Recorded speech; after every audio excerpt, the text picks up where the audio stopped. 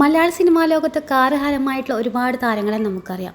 എന്നാൽ അതിൽ ഒന്നാമത്തെ കാർ ഭ്രാന്തൻ ആരാണെന്ന് ചോദിച്ചാൽ നമുക്ക് ഉത്തരമൊന്നേ ഉള്ളൂ: മമ്മൂക്ക. മലയാളം ഉൾപ്പെടെ നിരവധി സിനിമകൾ അഭിനയിച്ചിട്ടുള്ള അദ്ദേഹത്തിന് 340 കോടിയിലധികം ആസ്തിയുണ്ടെന്നാണ് ഏകദേശ കണക്ക്. ഇതിൽ 100 കോടിയും നിക്ഷേപിച്ചിരിക്കുന്നത് തൻ്റെ കാർ ശേഖരത്തിലേക്കാണ്. ഏതു പുതിയ വാഹനം മാർക്കറ്റിലെത്തിയാലും എത്ര പണം മുടക്കേണ്ടി വന്നാലും അടുത്ത നിമിഷം അത് സ്വന്തമാക്കുന്നത് അദ്ദേഹത്തിൻ്റെ ഒരു ശീലമാണ്.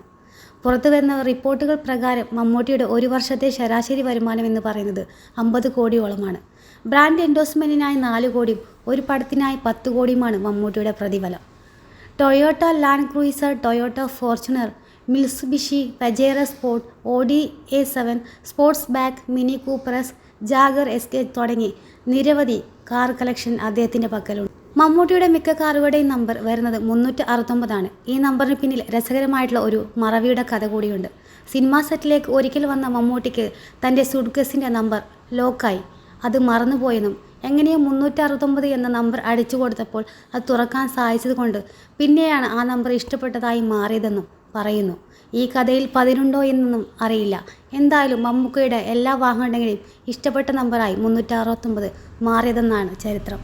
അധികം ദൂരെയല്ലാത്ത ലൊക്കേഷനിലേക്ക് ഷൂട്ടിങ്ങിനായി പോകാൻ ജാഗർ SJയും പ്രാദേശിക സന്ദർശനങ്ങൾക്ക് ടൊയോട്ട ലാൻഡ് ക്രൂയിസറുമാണ് മമ്മൂട്ടി ഉപയോഗിക്കാറുള്ളത്.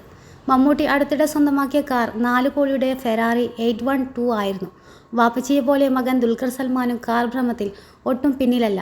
അദ്ദേഹത്തിനും വലിയൊരു കാർ ശേഖരം തന്നെയുണ്ട്.